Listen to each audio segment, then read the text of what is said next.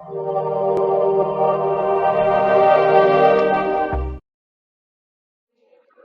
audience with thought-provoking stories, examples, and humor. And as you know from our social media posts, this year's theme of Olympia is innovation. Bob is going to talk about our theme of the year, innovation. Does that mean I'm supposed to go? So we're talking about innovation today. What is innovation? When I ask 10 people, I'll get 12 or 14 different definitions because it's really hard to define what innovation is. So let's first start with that. Innovation is an implemented idea that actually makes a difference, preferably a positive difference in what you're trying to accomplish. So innovation is more than just ideas. Ideas are actually cheap and plentiful. When we actually implement those ideas is where we potentially get the value from innovation. So where do we apply new ideas? So many people think that if we come up with some whiz-bang new feature, some whiz-bang new product or service, that we're innovative, and I tend to disagree with that. Just because we come up with an idea, that doesn't mean the idea will be beneficial.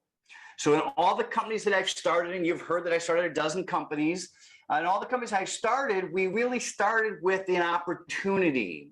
What is the opportunity? The opportunity is really based on what problem you're solving for whom that is worth solving.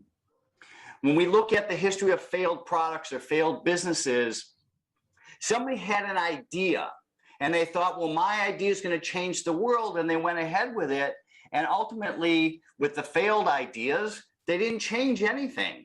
That's because people didn't validate their ideas.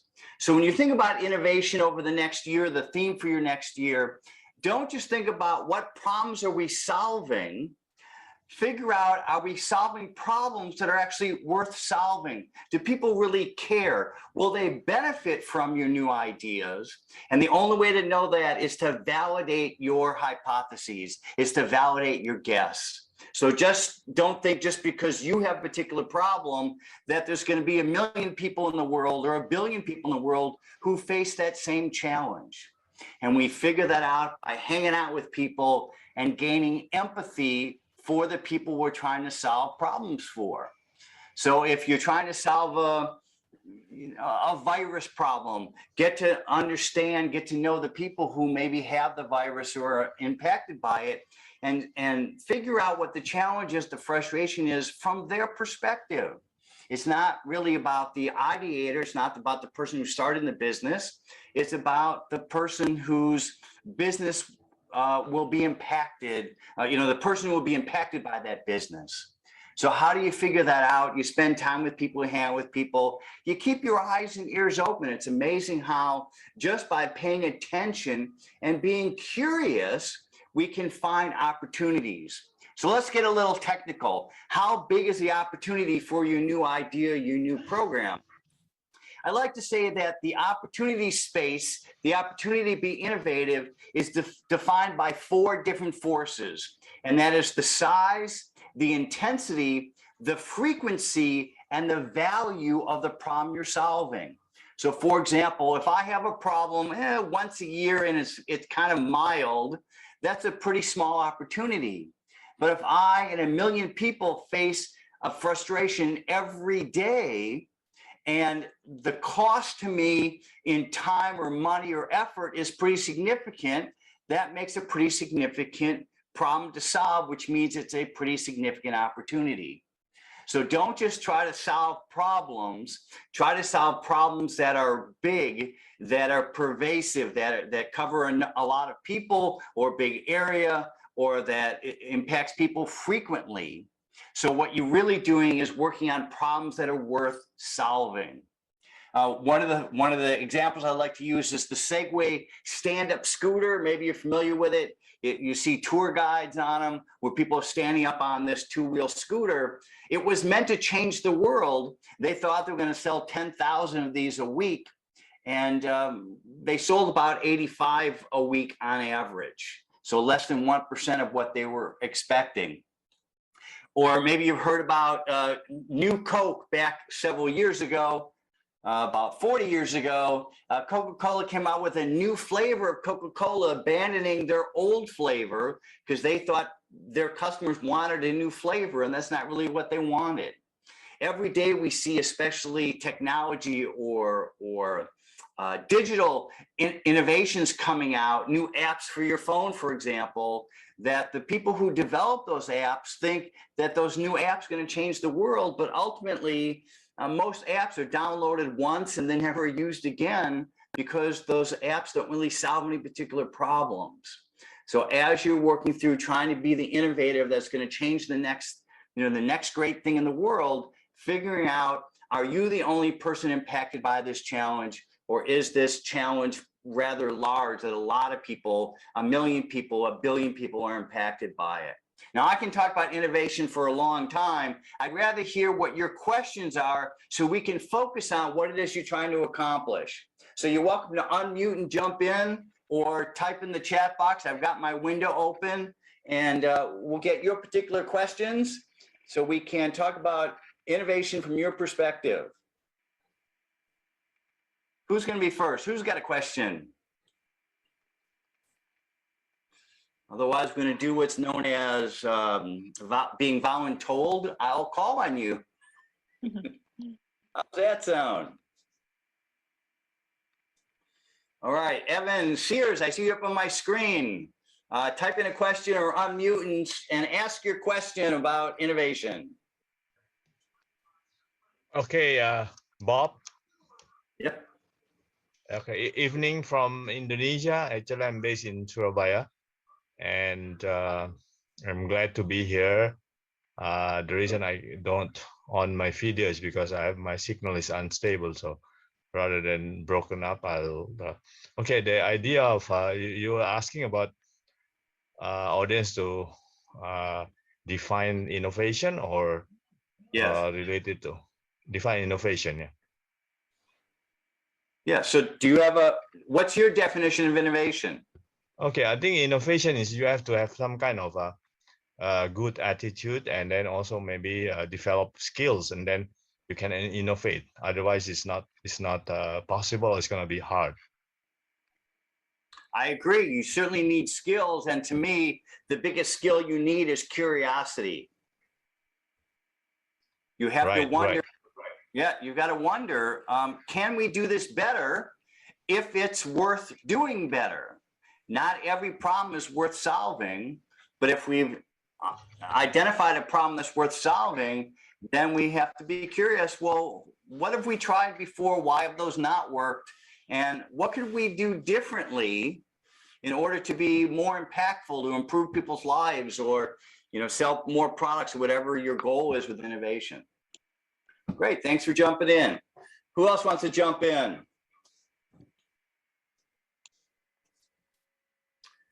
Dragon Z Saif, yes, you may. And I apologize if I mispronounced your name. It's okay, it's safe. But I believe innovation is like a process of coming up with an idea to solve a certain solution, which can be a product or service, or simply an idea that can develop a new process, including new techniques that, for instance, can help prevent global warming causes and issues with it. But most importantly, innovations in today's world is something that doesn't affect one of us, but at this stage affects all of us, and it's keeping our planet safe, and of course, developing our world into a better place. For instance, one of the greatest innovations of all time was the computer, if not the smartphone. This not only enables us to be able to go through many different things, but organize our work. And if it weren't for that, we wouldn't even be in this call today. If it weren't for Zoom, we wouldn't be able to be using this during the COVID pandemic. We'd probably just be at home using a television or a radio to be able to learn. But thanks to these innovations that have been strategically created, we're able to live our life properly and I guess in a modern way and more developed way. And that's what I believe is an innovation. Thank you. I think that was a very good summary of the process, but you started with innovation as a process for coming up with ideas, and to me that's just ideation. That's not innovation. Coming up with the ideas is only part of the problem. The challenge is coming up with ideas to solve problems that are worth solving. And that's where many people kind of miss the mark. They're coming up with ideas and they fall in love with their ideas, but those ideas don't really create any increase in value over what's already being done. Just because we're doing something differently than what's currently being done doesn't mean it's better. So we have to have the it's better, and then we have to implement the idea before it actually becomes an innovation. All right, Yusuf asked a question. Why is innovation so difficult? To me, innovation is not necessarily difficult. It's identifying the problems that we should be applying innovation towards is difficult. And it's difficult because most people try to come up with ideas in a vacuum. Instead of going out and getting immersed in the challenge, immersed in the frustration, immersed in the problem, they see it from only their own perspective, and then they try to solve it just from what they know themselves. If we open our minds and immerse ourselves into the problem and see the problem, the challenge, the frustration, whatever it is you're trying to accomplish, they're yearning for something better from the perspective of the people who will benefit, then we can solve a much more well-defined problem. If we're doing it from our own perspective, we're guessing, and that's why so many attempts at innovation are wrong, because our guesses are wrong. If we go out and actually immerse ourselves in the problem, it becomes much easier. And that's the same thing, Jeremy's question about how do we spot opportunities for innovation, is we keep our eyes and ears open for not necessarily what people say, but what people are doing. If we watch people, we can see what they're frustrated with, what they would like to work better for them, and we can spot those opportunities, but we have to keep our eyes open. I liken this to a lock and a key. Most people invent a key, and then they wander around trying to figure out what lock it opens. So they come up with an idea, and they figure out, well, who would buy this idea? Instead, I like to find the lock that I'm trying to open, and then I invent the key. I want to see the problems, the frustrations. We do that by keeping our eyes and ears open. Do I think we're more innovative today than we were 10 years ago? You know, it depends. The railroad was the fastest form of transportation in 3,800 years. So the chariot was invented somewhere around 2000 BCE. It was the fastest form of transportation for 3,800 years. And then the railroad comes along and dramatically changed transportation. Only 66 years or 100 years later was the airplane. And then only 66 years after that, we were walking on the moon. So I think the rate of invention has certainly accelerated. The rate of impact of those inventions have certainly accelerated.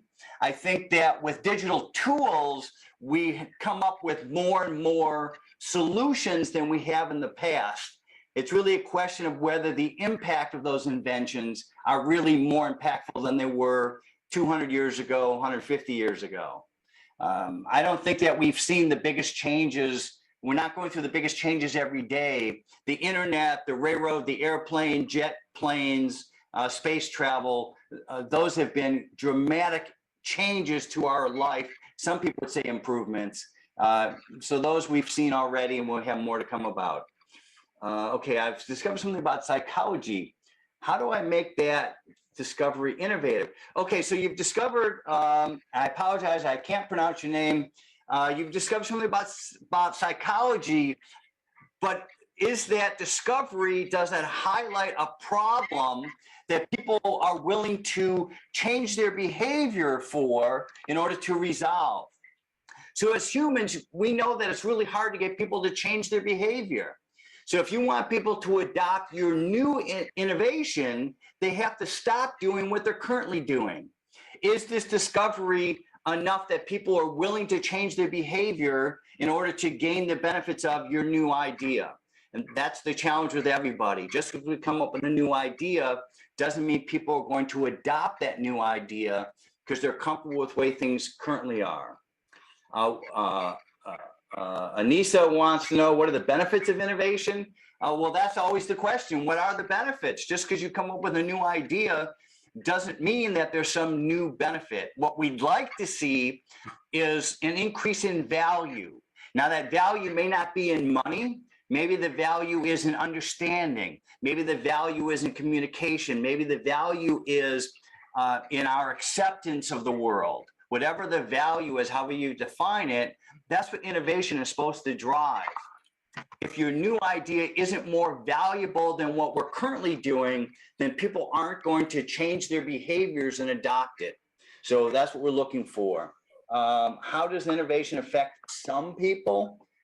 If they adopt it, if people adopt your innovation, then they benefit from it. If they don't adopt your innovation, assuming it's more valuable, then they don't benefit. If we're talking about social ideas, we're talking about nonprofits, people would benefit if we can be more effective in our goals in trying to accomplish our social needs. So these are all fun questions. It really comes down to ideas themselves are actually have almost no value. I know that's hard to take, that you're a group that your goal is to come up with all these new ideas, but the ideas themselves don't have value. It's when those ideas are implemented that they potentially generate value, and when they are adopted by more and more people, they have more and more value. So it's not about the idea, it's about how those ideas can be put into practice, whether it's a new product or it's a new social benefit or a new service, how we can take those ideas, put them into practice, and have people adopt those new methods, those new ways that we really gain big advantage. All right, I know I was supposed to be limiting my time today. I want to make sure I answer all your questions. Again, you can unmute or type in the chat box. I can actually see the chat box today. I want to make sure that I'm answering your questions and giving you the value that you were looking for in my part of your presentation today. Any more questions? Any comments? Have you got any takeaways from today? Have you changed your perspective on innovation and ideas based on our short chat this morning? Anyone's gotten any? Okay, Maziz, yes, please ask your question. Please. Like in this position, we are seeing that innovation are actually like what we think is actually innovated. Like we cannot find other thing to innovate. Like there is internet, there is mobile, there is computer, there is tablet, there's like whatever you think that is not worth it or that is not valued. So is there actually possibility of anything to innovate other than internet and tablets and mobiles and laptops? Well, innovation isn't just technology. It could just be a new way of doing business. It could be a new way of communicating. It could be a different way of painting stripes down the middle of the road. So the first step often is identifying the opportunities worth capitalizing on. Just because you have a new idea doesn't mean that other people see the value. So that's why I always start with, well, what's the pain, what's the frustration, what's the challenge that I'm going to help resolve, or what's the desire that I'm going to help satisfy? And then is that desire, is that pain, is that challenge big enough? When you're talking about raising money, when you can talk to people and say, there's 1 million people affected by this, and they're willing to pay $20 each to resolve it because they're frustrated every day by it. It's amazing how people will actually start throwing you money. You've heard at the beginning, I started a dozen companies. I've never had a problem raising money because it was easy to have the conversation of, this is the challenge, this is the size of the challenge, this is the value of resolving that challenge, and we can make money doing this. And people go, okay, great, happy to do it. All right, Yusuf asked, how do we get over the fear of failure? you can fail without being made to feel as though you're a failure, because you're running experiments. Innovation is really a series of experiments. So instead of putting all your money and all your ego into one idea, figure out how you can take small steps. How can you test each of your assumptions about the problem you're solving and your potential solution? So just use them as a series of experiments. If you were a scientist, you are a scientist, and you're trying to solve any other problem, you would do an experiment to figure it out. And that's part of your goal as an innovator, is how can we test our assumptions? How can we test that this is the best solution? How can we test that this is a problem worth solving? How has innovation helped you in your sector of business? That is a large question. One of my businesses, we did medical diagnostic imaging. So if people were sick or injured, they'd come to our medical clinics and they would get scanned in an MR scanner. One of the ways I applied innovation is we figured out that what people really wanted when they were being diagnosed was a fast answer. If you go to the hospital, get an MR scan, it would take days in order to get your results. So we used voice recognition dictation so we could get our reports out within minutes instead of days. In every one of my companies, innovation has helped us because we identified problems that were worth solving, that people were willing to pay to resolve, and that's where we put our efforts. All right, I see hand raised, Matej. Hopefully I got that correctly. Greetings, Mr. Wevold. It's a pleasure meeting you digitally. This is more of an entrepreneurship-based question, but since innovation is a fundamental part of being a successful entrepreneur, I'd say I wanted to ask it anyway. Yes. As a student, it's quite difficult to be taken seriously by the product design industry and other industries, for example. Even with valid arguments, let's say successful project history, project award history, etc. Basically, we may come up with an idea, maybe prototype it eventually, promote it in certain expos, patent it if we get really lucky. But all of these aspects require sufficient funding in order to be brought to reality. From your experience, what advice would you give for students which are looking for funding regarding their successful projects, let's say excluding grants and competitions with the cash award for the winners? It comes out of the same thing, that let's talk about what people do wrong. They start with, I have this idea and people should buy it. I've been a judge on innovation competitions many times, and I hear that all the time. Well, people should do X, Y, and Z. And my question always is, based on what? How do you prove that? So the innovator, the inventor, is making an assumption about what people want. As a judge, as an investor, I want to know what you based your assumptions on. So when you come to me looking for funding, I want to know that here's the idea, because there are 66,000 people in my neighborhood, in my country, in whatever, who have this problem, and the problem is costing them X, and we can solve that problem at a lower price and still make a profit. So it's not about the idea, it's about the opportunity. That's how we fund innovation. Most people come to me, most people go to competition and say, I have this great idea, without any validation of their assumptions, of their hypotheses.